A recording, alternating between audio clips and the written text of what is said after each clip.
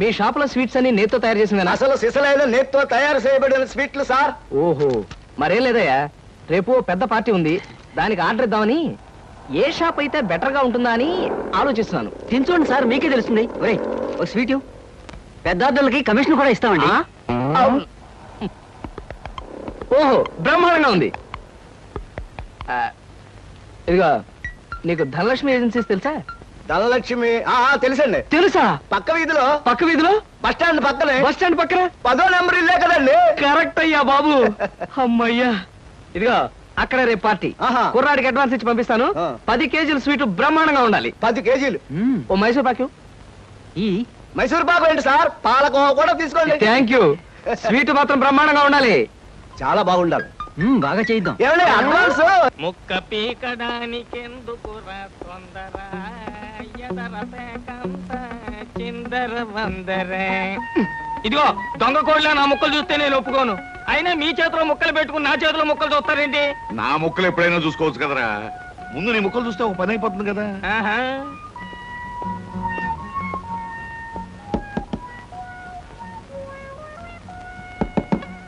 జోకర్లు బెదురుతాయి. ఇదిగో బాబు, Dhanalakshmi agencies proprietor గారు ఉండేది ఎక్కడ? వేసుకో ముక్క, చూపిస్తాను. షో తర్వాత చూపించవచ్చు కానీ ప్రొపరేటర్ గారు ఎక్కడ ఉన్నారు చెప్పవయ్యా. ఇదిగో ముక్క ఖర్చేయండి. ఏం ఖర్చు చేయడం ఏమిటో. మీలాంటి చెత్త మనుషులు పెట్టుకున్న ప్రొపరేటర్ ఎవరో గానీ త్వరలో ఆఫీస్ మూసేసి అర్జెంట్ గా పేకాట క్లబ్ పెట్టుకుంటాడు బాబు. పోనీ నువ్వు. లాభం లేదు. Yes, Dhanalakshmi agencies proprietor Koteswararao speaking. అవునవునవును, మీకు సరుకు పంపించాలి, కాకపోతే సేల్స్ మెన్ ప్రాబ్లం వల్ల వెంటనే పంపించలేకపోయాను. అలాగే త్వరలోనే పంపిస్తాను. ఓకే సార్, ప్రొపరేటర్ గారు మీరా? ఈ అవతారం చూసి బండలో తరుకున్నాను, నన్ను క్షమించండి సార్. మన్నించండి, ఆట అయిపోయింది. వీరెవరు సార్? మీ అసిస్టెంట్ మేనేజరా? కాదయ్యా, వీడు నా ప్యూన్ గాడు. నేను ఇచ్చే జీతం డబ్బులు కాక కనీసం నా దగ్గర నెలకి ప్యాకెట్లో 200 రూపాయలైనా ఖర్చు చేస్తాడు. మీరు ప్రొపరేటర్ అయ్యుండి ఆఫ్టర్ ఆల్ ప్యూన్ తో ప్యాకెట్ ఏమిటి సార్? చూడవయ్యా, ఆఫీస్ టైమ్స్ అయిన తర్వాత ప్రొపరేటర్ ప్యూన్ అనే తేడా లేదయ్యా, అందరూ సమానమే. అవును, ఇంటర్వ్యూకి వచ్చినట్టున్నావు, నీ పేరేంటి? కృష్ణ సార్. ఇంటర్వ్యూ కని పొద్దుననగా బయలుదేరి ఇప్పటికి చేరుకున్నాను సార్. మీరేమీ అనుకోనంటే ఒక్క మాట అడుగుతాను సార్. ఇంటర్వ్యూ కని పిలిచిన అడ్రస్ లో గాంధీనగర్ పక్క, కమలా థియేటర్ వెనకాల, రాముల వారి గుడి ముందు అని అర్థం పర్థం లేని అడ్రస్ ఇచ్చారేమిటి సార్? చూడు కృష్ణ, నేను ఇవ్వాలనుకున్నది సేల్స్ మెన్ ఉద్యోగం. సేల్స్ మెన్ అనేవాడు ఊరంతా తిరగటం, ఎలాంటి అడ్రస్ అయినా పట్టుకోగలగటం మొదటి క్వాలిఫికేషన్. ఆ క్వాలిఫికేషన్ ఉన్నవాడే ఇక్కడికి రాగలడని అడ్రస్ అలా ఇచ్చాను. 8 మందికి గాను నువ్వు అక్కడ వచ్చావు కనుక ఫస్ట్ టెస్ట్ లో పాస్ అనేట్టు. Thank you sir, thank you very much. Second test ఏమిటి సార్? అచ్చు యంత్రాన్ని కనిపెట్టింది ఎవరయ్యా? అచ్చు యంత్రాన్ని జాన్ గ్యూటన్బర్గ్. కరెక్ట్. మొఘలాయి సామ్రాజ్యాన్ని స్థాపించింది ఎవరు? బాబరు. కరెక్ట్. జపాన్ కరెన్సీని ఏమంటారు? యం. కరెక్ట్. సార్, మీరు అడిగిన ఒక్క ప్రశ్నకి నాకు సమాధానం తెలియదు. మీ ప్యూన్కి అన్నీ తెలుసు, నాకంటే అతనే బెటర్ అనుకుంటాను మీ సేల్స్ మెన్ ఉద్యోగానికి. నేను వేసిన అక్కర్లేని ప్రశ్నలకు జవాబులు తెలుసు కనుకే వీడు జవాన్ పోస్ట్ లో ఉన్నాడు. ఇలాంటి ప్రశ్నలకు జవాబులు తెలియకపోవడమే సేల్స్ మెన్ క్వాలిఫికేషన్. కనుక నువ్వు 2వ టెస్ట్ లో కూడా పాస్ అయ్యావు. ఇక 3వ క్వాలిఫికేషన్ ఏమిటంటే మన సరుకుల గురించి అబద్ధాలు చెప్పడం. ఏది, ఒక్క అబద్ధం గబుక్కుని చెప్పు. మీరు భలే అందంగా ఉంటారు సార్. అసలేవయ్యా, నా గురించి కాదు, నేను అడిగేది అబద్ధాన్ని గురించి. నేను ఇంతకు ముందు చెప్పింది అబద్ధమే sir. Correct. You are appointed as the salesmen. రేపే వచ్చి డ్యూటీలో జాయిన్ గా. Thank you sir.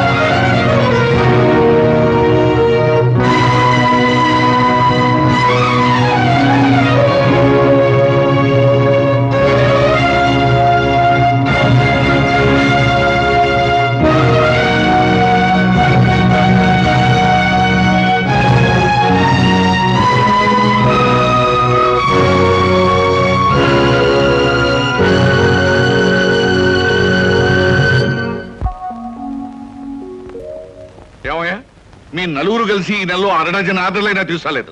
ఎందుకు పనికొస్తారా మీరు? సోపులకు కానీ పౌడర్లకు కానీ పెర్ఫ్యూమ్స్ కానీ మీరు ఒక్క ఆర్డర్ కూడా తీసుకోలేదంటే నేను మీకు జీతం ఎందుకు ఇవ్వాలి? మీరు ఎందుకు తీసుకోవాలి? అదిగా సార్, ఎన్నో విధాలుగా ప్రయత్నం చేశాం కానీ కారణాలు సంజాషులు కాదు నాకు కావాల్సింది, పని జరగడం కావాలి. Good morning sir. Good morning. కొత్తగా ప్రకాష్ నగర్ లో 4 ఆర్డర్లు, శ్రీరామ్ నగర్ నుంచి 15 ఆర్డర్లు తీసుకొచ్చాను. వాళ్ళ మన సరుకు వెంటనే కావాలని చిందులు తొక్కుతున్నారు. మనం గనక ఆలస్యం చేస్తే మన ఆఫీస్ మీద పడి అల్లరి చేసే అవకాశం ఉంది. గుడ్. సేల్స్ మెన్ అంటే అలా ఉండాలి. జాబ్ ఎలా చేయాలో మీకు తెలియకపోతే కృష్ణ దగ్గర శిష్యారకం చేయండి అయ్యా. వెళ్ళండి. సార్, ఇంతవరకు మన వాళ్ళు ఎవరు నెహ్రూ నగర్ ఏరియా టచ్ చేసినట్లేదు. ఇవాళ అటువైపు దండయాత్ర చేద్దామని చూస్తున్నారు. Very good. అది సరే కృష్ణ, మన వాళ్ళు ఎవరు కాళ్ళు గడ్డాలు పుచ్చుకుపతి వల్ల ఒక్క ఆర్డర్ కూడా తేలేకపోతున్నారు. మరి నువ్వేమో నెలకు 30-40 ఆర్డర్లు తీసుకొస్తున్నావు. ఏమిటయ్యా నీ టెక్నిక్? నా టెక్నిక్ మాటల్లో చెప్పేది కాదు సార్. పోనీ సౌజ్ఞలో చెప్తావా? అది కాదు సార్, నేను కస్టమర్స్ తో డీల్ చేస్తున్నప్పుడు మీరు కళ్ళారా చూస్తే మీకే తెలుస్తుంది. అయితే నేను కూడా ఇవాళ నీతో పాటు వస్తానయ్యా. మీరు కూడా నాతో పాటు రావచ్చు. కాకపోతే మీరు ఇలా సూటు బూటు వేసుకుని ప్రొపరేటర్ నా వెంట వచ్చారనుకోండి, వీడు సన్నా సేల్స్ మెన్ రా, వీడి వల్ల కాక ప్రొపరేటర్ వెంటేసుకు తిరుగుతున్నాడని మన ప్రోడక్ట్ ను అనుమానించే అవకాశం ఉంది. అమ్మో, మరైతే ఎలాగయ్యా రావటం? మీరేమీ అనుకోకపోతే నా వెంట మీరు రావడానికి ఓ మహత్తరమైన ఐడియా చెప్తాను. ఏమిటయ్యా అది? Good morning sir. Good morning. Potharaju,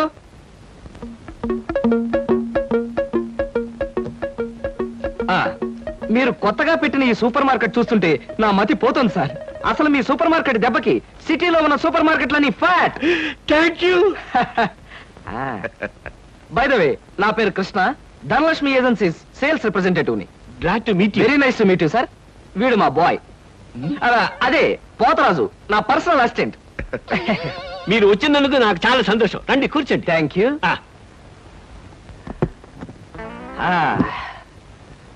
Potharaju, boys కూర్చోకూడదు కదా. అలాగే నిలబడతానులేండి. సార్, మా ప్రోడక్ట్స్ అన్ని కొంచెం మంచినీళ్ళు ఇప్పిస్తారా? బాయ్ బయటికి వెళ్ళాడు. ఒరేయ్, నన్ను ఊరే అంటావా? పోతరాజు, బాయ్స్ ని అరే ఒరే అనక అయ్యా ఏమండి అనరు కదా. అవునవును, నేను బాయ్ని కదా. జగ్గులో వాటర్ ఉంది, అయ్యగారికి తెచ్చి. నేను నీళ్ళు తీసుకొచ్చి వాళ్ళ, లేకపోతే నేను తీసుకురావాలా? కదా పోతరాజు, ఇప్పుడు నువ్వు బాయ్ కదా. అవును, నేను బాయ్ని కదా. మీ బాయ్ ఏమిటి జోకర్ లాగా ఉన్నాడు? కొత్తగా చేరాడు, మొద్దు స్వరూపం, మీరేమనుకోకండి. ఆహా, మిమ్మల్నే సార్. ఓహో, ఏమిటయ్యా? ఒక్కసారి కళ్ళజోడు తీయండి సార్. అరే ఏమిటయ్యా? Face reading sir. ఫేస్ రీడింగా? మొహాన్ని పట్టి అవతల మనిషి యొక్క మంచి చెడు చెప్పడం. దాన్ని నేను 6 సంవత్సరాల పాటు అలహాబాద్ లో ఐజిన్ ఓవర్ అనే ఆస్ట్రేలియన్ దొర దగ్గర ట్రైనింగ్ పొందా. మీరు ఇప్పుడు ట్రైనింగ్ పొందారు? ఈ దిక్కుమాల ఉద్యోగంలో చేరక ముందు. నువ్వు కాస్త నోరు మూసుకుని నిలబడు. ఒరే, ఆ ఫ్లాస్క్ లో కాఫీ ఉంది, పట్టుకురా. నేను కాఫీ తీసుకురావా? ఏంటి దొరలాగా మాట్లాడతాడు? ఒకప్పుడు బాగా బతికిన వెదవాలండి. నేను వెతవనా? నువ్వు బాయ్ కదా, వెళ్ళి కాఫీ పట్టరా. సార్, మీ ఫేస్ చూస్తుంటే చక్కటి భార్య, చుక్కల్లాంటి పిల్లలు, లక్షల ఆస్తి ఉన్నట్టు కొట్టొచ్చినట్టుగా కనిపిస్తోందండి. ఇక ఫ్యూచర్ లో మీకు గొప్ప చేంజ్ రాబోతుంది. గొప్ప చేంజ్? అది ఏంటయ్యా? ఆడరేఖ, ఆస్తి రేఖ వరుసగా మీ రేఖలు కలవబోతున్నాయి. నిజంగా? అందులో ఆశ్చర్యపోవాల్సిందే ఉందండి. మీ అందం, మీ పర్సనాలిటీకి ఏ ఆడదైనా ఇట్టే పడిపోతుంది. సిగ్గుపడకండి. కాకపోతే ఎంత తొందరలో పడబోతుందనే విషయం చెప్పాలంటే కొంచెం స్టడీ చేయాలి. ప్రస్తుతం నాకు టైం లేదు. మా సరుకు ఆర్డర్ తీసుకోవాలి కదండి, ఏదో పొట్టకుట్టు కోసం. పద పోతరాజు. మీ సరికి నేను ఆర్డర్ ఇస్తాను. ఏదో డీప్ గా స్టడీ చేయాలని చెప్పారే, చేయండి. కూర్చుని కూర్చుని.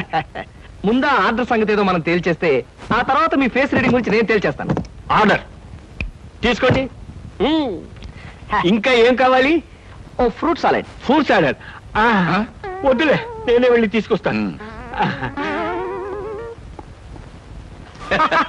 థ్యాంక్స్ రా.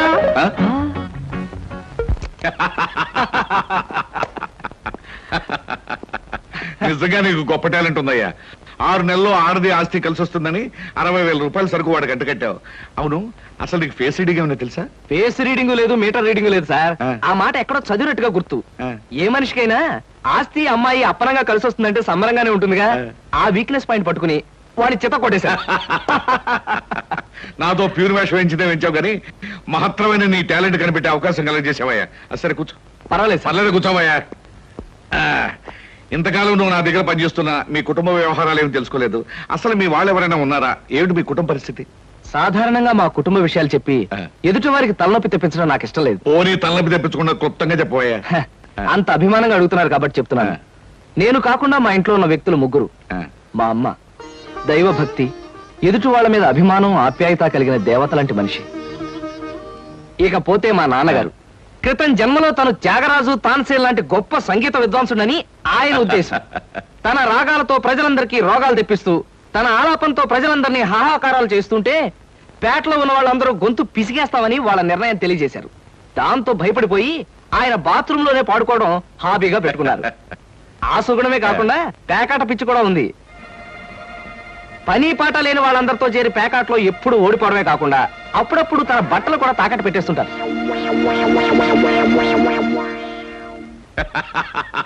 ఇక మిగిలింది మా తమ్ముడు సినిమా యాక్టర్ చిరంజీవి. ఏమిటి? సినిమా యాక్టర్ చిరంజీవి మీ తమ్ముడా? అబ్బే కాదు సార్, మా తమ్ముడు బాబ్జీ చిరంజీవి అభిమాని. అలా చెప్పు, లేకపోతే చిరంజీవి మీ తమ్ముడు ఏమిటి, నీకు ఉద్యోగం ఏంటి అనుకుంటున్నాను. అబ్బే కాదు సార్, ఇక యథాశక్తి వాడు చదువు సంఖ్యలు మానేసి సినిమా థియేటర్ల దగ్గర కటౌట్లకు దండలు వేయడం, చిరంజీవి సినిమా రిలీజ్ అయితే పిచ్చిగా రెచ్చిపోయి థియేటర్ దగ్గర గోల చేయడం ప్రస్తుతం వాడి జీవిత జయంగా పెట్టుకున్నాడండి. అది సార్ మా కుటుంబ పరిస్థితి. అంటే ఇంటెల్లపాదికి సంపాదించి పెట్టేవాడు నువ్వు ఒక్కడవేనన్నమాట. చూడు మిస్టర్ కృష్ణ, నీ కారణంగా మన కంపెనీ ఎంతో అభివృద్ధిలోకి వచ్చింది. అందుకు ప్రతిఫలంగా మీ కుటుంబానికి సాయం చేయడం ప్రొపరైటర్ గా నా కనీస ధర్మం. ఈ నెల నుంచి నీ జీతం 1000 రూపాయలు పెంచుతున్నాను. Okay? Thank you sir, thank you very much. ఆ విధముగా జూదమునందు అన్ని పోగొట్టుకున్న పాండవులు అరణ్యవాసములకు బయలుదేరి. ఆహా, ఏమి రాశాడయ్యా మహానుభావుడు. ఎవరు? వాల్మీకి మహాకవి. The law of diminishing returns states that the more you consume of a product, the more you పరీక్షలు కదన్నయ్యా, చదువుకుంటున్నాను. ఓహో, చదువు చదువు. అలాగే. అమ్మా అమ్మా. వస్తున్నాను బాబు. చేసేది సేల్స్ మెన్ ఉద్యోగం. నీడ పట్టున ఉండకుండా ఎండనక వాననక ఊరంతా తిరిగి అలసిపోయి వస్తుంటాం. నీ కష్టం తలుచుకుంటే నాకెంతో బాధగా ఉందిరా కృష్ణ. కాఫీ తీసుకో బాబు. అమ్మా, నా కష్టంతో ఇంట్లో అందరి ఆకలి తీరి కుటుంబం అంతా ఆనందంగా ఉందని తలుచుకున్నప్పుడల్లా నాకు సంతోషంగాను సంతృప్తిగాను ఉంటుందమ్మా. అన్నట్టు ఇవాళ జీతం అందింది. ఇంటి ఖర్చులు ఏమిటో, ఎవరెవరికి ఎంతెంత ఇవ్వాలో లిస్టు రాసిస్తే. కృష్ణ, ఈ వయసులోనే సంపాదించే బాధ్యతను ఎత్తనేసుకున్నావు. కుటుంబాన్ని నడిపే బాధ్యత కూడా నీకెందుకురా? డబ్బు నాకు ఇస్తే ఖర్చులు మిగిలిన విషయాలన్నీ నేను చూసుకుంటాను. నీకివ్వడానికి నాకేమీ అభ్యంతరం లేదమ్మా. కాకపోతే ఈ కాస్త జీతంలోనూ అందరినీ మేనేజ్ చేయడం నీకు కష్టమేమోనని. ఒరే, నేను అమ్మని, నాకు ఆ మాత్రం తెలీదు. అమ్మవు కాబట్టే అందరి మాటలకు కరిగిపోయి అడిగిన వాళ్ళందరికీ కాదలేక ఇచ్చేస్తావని. సర్లేరా. సరే సరే సరే, తీసుకో. నేను వెళ్ళి బట్టలు మార్చుకొస్తాను. బియ్యానికి 300. అమ్మా, ఇంకో విషయం చెప్పాలంటే ఏడుపు వస్తుందమ్మా. ఏడవలసిన అవసరమే వచ్చిందిరా బాబ్జీ. ఇంట్లో నాన్న సంగీతంతో హింసిస్తున్నాడని చదువుకోవడానికి బీచ్కి వెళ్ళాను. అక్కడ వాచ్ పోయిందమ్మా. ఎల్లుండి నుంచి పరీక్షలు. కనీసం చేతికి సెకండ్ హ్యాండ్ వాచ్ అయినా ఉండాలిగా. ఓ 100 రూపాయలు బొమ్మా. ఈసారైనా తగలేసుకోకుండా వాచి కొనుక్కో. అలాగే. ఇదిగో 100. అయినా వాచి బారేసుకోవడం ఏమిట్రా పిచ్చి విధవ. ఇదిగో పార్వతి, ఇందాక వీధిలోంచి వస్తుంటేను కొందరు పెద్ద మనుషులు కనిపించి త్యాగరాజోత్సవాల దగ్గరికి వస్తున్నాయి కదా, నా వంతు ఓ 500 రూపాయలు విరాళంగా ఏమని భైరవ రాగంలో బావురమన్నారే. 500? నేను ఇలాగే అన్నాను. మీరు ఇస్తాను ఒప్పుకున్నారా? కుటుంబం బరువు బాధ్యతలు తెలిసిన వాడిని నేను ఎందుకు మాటిస్తానే. కావాలంటే 2 లేక 300 విరాళంగా ఇస్తాను. ఆ రోజు ఉచితంగా కచేరీ చేస్తానని మాటిచ్చాను. పైసా కూడా అడగం. మీ కచేరీ మాత్రం వద్దు బాబు అని దండం పెట్టుంటారు. అంతేనా? కమాతు రాగంలో కాళ్ళు చేతులు వెరకొడతాను. నా కచేరీ అంటే బొత్తిగా భక్తి శ్రద్ధలు లేవు. ఆఖరి మాటగా 200 రూపాయలు విరాళంగా ఇస్తాను అన్నానే. ఇవ్వకపోతే బాగుండదు, ఆ తర్వాత నీ ఇష్టం. త్యాగరాజ స్వామి నిన్ను ఆశీర్వదిస్తాడు. 3, 4, 5. అమ్మగారు పాలకు డబ్బులండి. అమ్మగారు పచారీ సామాన్ డబ్బులండి. అమ్మగారు నా జీతం అండి. అమ్మగారు పాలకు డబ్బులండి. అమ్మగారు పచారీ సామాన్ డబ్బులండి.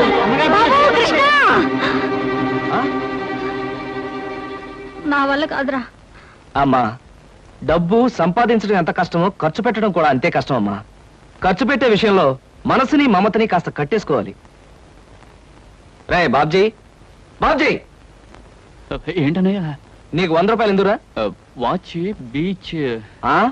వాచ్ బీచ్ కొట్టానంటే దవడ వాచి బీచ్ లో గోచితో పరిగెడతావు రాస్కెల్. ఇదేంట్రా? అరే ఇది ఎక్కడ దొరికిందన్నయ్య? ఆ చమల్లాల్ కొట్లో నువ్వు తాకట్టు పెట్టిన చోట దొరికిందిరా.